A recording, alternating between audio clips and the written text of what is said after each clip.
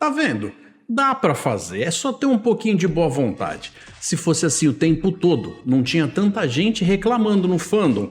Um episódio capaz de agradar quem curta o jeito novo e quem espere aquela pegada raiz. Nunca vai estar todo mundo feliz, é claro. Mas que se danem os outros, porque o que importa sou eu.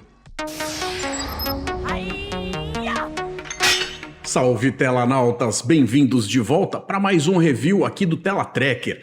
Eu, Heitor Teixeira, vou embarcar com vocês nesta leitura de análise detalhada desse episódio que finalmente chegou, galera. Então, aqui em Star Trek Strange New Worlds, a gente tá na 4ª temporada e chegamos no 6º episódio. Vamos analisar a Hora Crítica, ou Off Hour. Um suspense de sobrevivência em tempo real com um relógio tic-taqueando na tela, quando a Enterprise cai em um turbilhão que a empurra para um limiar de dobra catastrófico, enquanto a tripulação fica isolada em diferentes setores da nave, lutando contra o tempo. Ou seja, eles não abriram mão daquele negócio de ter o gênero visitante da vez e a gente dessa vez está falando sobre o gênero catástrofe. Mas pelo menos, galera, dessa vez eles não abriram mão de contar uma história de Star Trek, já que tudo o que acontece com o tal do desastre, a tal catástrofe, acaba acontecendo dentro de uma roupagem reconhecível, com ambientes, elementos, situações de personagens fazendo sentido no meio disso tudo. Então, se a gente tivesse que dividir a trama em duas metades, tipo trama A e trama B, seria do seguinte jeito. Na trama A, a nave tá funcionando mal com a galera dividida, e já na trama B, a enfermeira Chapel acaba tendo que cuidar do Dr. Mabenga na enfermaria. Curiosamente, galera, é justamente quando as comunicações estão caídas e a galera tá dividida que os caras têm que arranjar um jeito de fazer outro tipo de comunicação rolar. Dessa vez, não de pessoa para pessoa, mas com meio que a nave toda ouvindo todos os que têm algo de mais importante a ser dito. E é aí, no meio desse cenário, que a gente acaba vendo a galera que tá isolada trabalhando mais em conjunto do que nunca. O que é muito bacana, condiz e orna muito bem com Star Trek. E se em outros episódios passados essa personagem andou até um pouquinho mais apagada, mais ausente, acho que dessa vez dá até pra dizer que esse aqui chega quase que a ser um episódio da Chapel. E do Scott também. Todos vocês aí de casa já devem ter percebido que essa fase que a gente tá vivendo agora da franquia não chega a ser aquele negócio que mais se destaca em termos da gente ver os escritores, os roteiristas dando lá muito ouvido para seus consultores científicos. Fazendo então com que muitas das escolhas do que eles querem trabalhar nas suas historinhas acabe indo muito mais para um lado de fantasia do que necessariamente de sci-fi. Só que dessa vez aqui, parece que os caras até que andaram me dando ouvidos. Sabe quando eu digo se vai me enganar, me engana direito? Porque as premissas tanto das problemáticas quanto das solucionáticas acabam bebendo de uma certa possibilidade científica que pelo menos é convincente o suficiente para a gente se manter interessado sem reclamar demais. Tem algumas coisas que talvez a gente se questione, até porque aquele negócio de que a gente já tá meio calejado de ver eles lidando ciência meio de qualquer jeito na franquia, mas eu diria, eu só posso falar por mim, que eles estão fazendo isso de um jeito nesse episódio que foi só o suficiente para não incomodar. Então, se tem alguma coisa ali que tá muito fora, eu acho que não chegou a incomodar o suficiente para eu não gostar do episódio. Porque o comportamento de certas partículas que são citadas e acabam se tornando fundamentais para eles contarem esse episódio, acabam aqui na nossa ciência do mundo real lá fora sendo improváveis, mas eles estão numa circunstância nesse episódio que faz com que o que é dito a respeito do funcionamento e das descobertas deles ali acabe sendo algo que nós não temos necessariamente como explicar, como provar que está errado. E faz sentido até a página 2, pelo menos. Então, pelo menos isso faz com que se torne muito mais agradável embarcar na proposta que eles acabam fazendo dessa vez.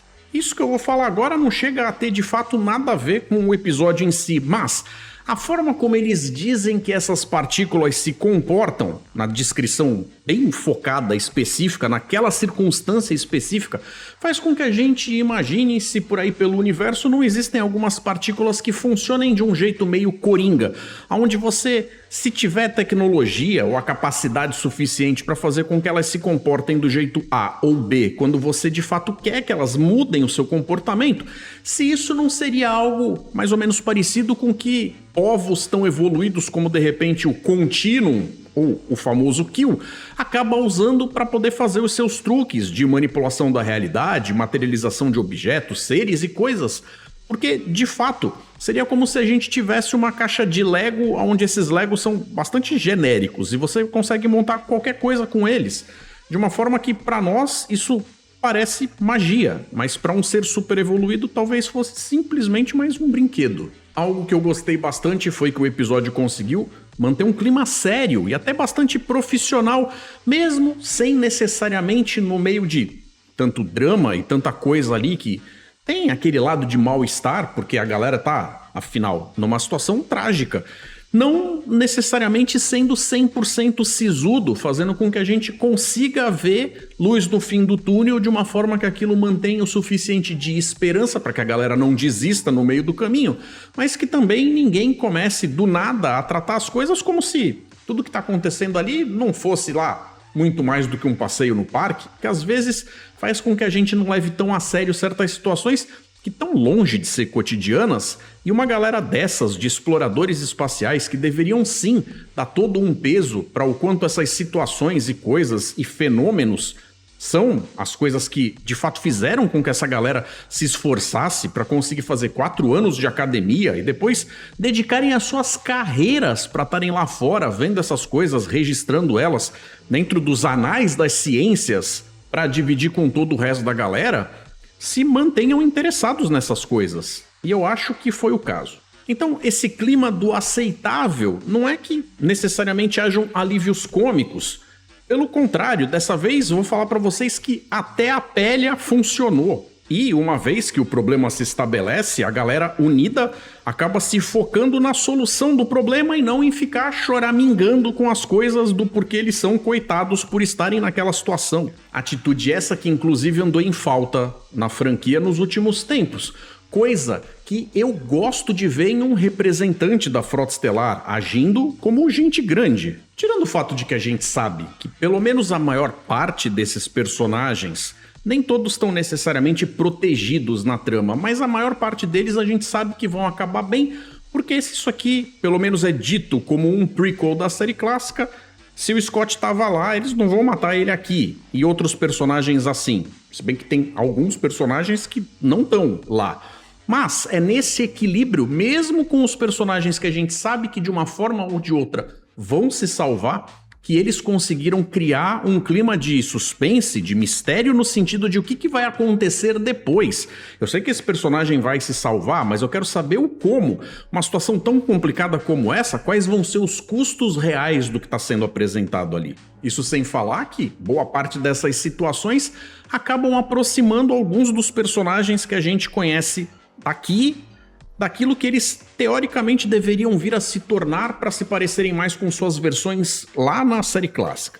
Eu, pessoalmente, não consigo conciliar o passado desses personagens com o que eles vão se tornar lá, e qualquer mudança que seja feita agora eu acho que tá tão em cima da hora que não justifica, mas é melhor ver isso do que simplesmente ter algo onde eles nem tentaram. O episódio abre com a enfermeira Chapel gravando um diário pessoal falando do quanto o turno alfa tá cansado, esgotado, há dias trabalhando e aquele negócio todo, o que faz com que eu sinta que é mais um episódio que foi gravado ou colocado fora de ordem, porque ao terminar os eventos que acontecem aqui, isso justificaria eles terem ido tirar férias lá no planeta Legalize. Ainda assim, essa série já começa a sinalizar pra gente que all good things comes to an end. Pegou a referência? Então, eventualmente, alguns desses personagens invariavelmente vão ter que começar a se preparar para dar tchau. Então, das coisas que eu espero, que eu aguardo, que eu desejo num episódio de Star Trek, vamos dar uma olhada nessa checklist aqui. Ciência, check. Tripulação trabalhando de modo profissional, check. Trabalho em equipe, Check. Inteligência? Check. Camaradagem? Check. Esperança? Check. Sacrifício? Check. Evolução pessoal? Check. E um evento astronômico surpreendente? Tem também. Check. Parece que nós finalmente tivemos um episódio legítimo de Star Trek na temporada. Só não fala isso em voz alta, porque se os caras escutam, é capaz deles quererem tirar qualquer outro que porventura venha a ter nos episódios que ainda faltam até essa série acabar. E tudo isso, meus amigos, com mais um episódio Ship in a Bottle, ou seja, eles estão única e exclusivamente trabalhando com os cenários de dentro da nave.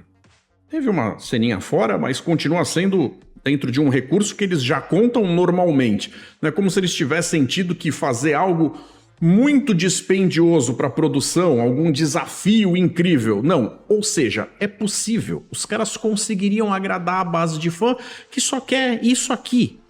Mas, às vezes, parece que eles querem entregar outra coisa de propósito. Então, depois de 5 episódios extremamente questionáveis, acho justo dizer que a gente finalmente teve um episódio que preenche toda a cartela de bingo de Star Trek. Agora, a parte que mais me irrita é que a gente podia estar discutindo se o episódio é bom ou não, se convence ou não, se satisfaz ou não. Mas, ao invés de comentar os méritos e desméritos da trama, ele parece ter se destacado pelo mero fato de ter sido um episódio que traz uma história compatível com as expectativas de um trekker que tem gostos focados em elementos bem estabelecidos de eras de produções passadas.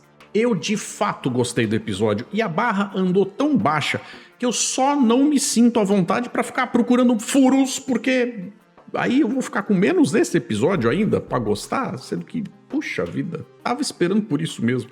Para os trekkers que porventura ainda não tenham pulado pra fora do barco, eu prevejo que esse episódio vai ser um daqueles que a galera de fato vai vir a falar bastante bem, mesmo tendo várias reclamações a respeito dos anteriores.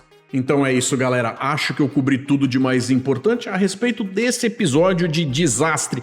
Vou aguardar os comentários e as participações de vocês e vou ficando por aqui. Mas deixo vocês com 2 sugestões de vídeo para vocês seguirem com o meu conteúdo. Um forte abraço, galera. E até mais.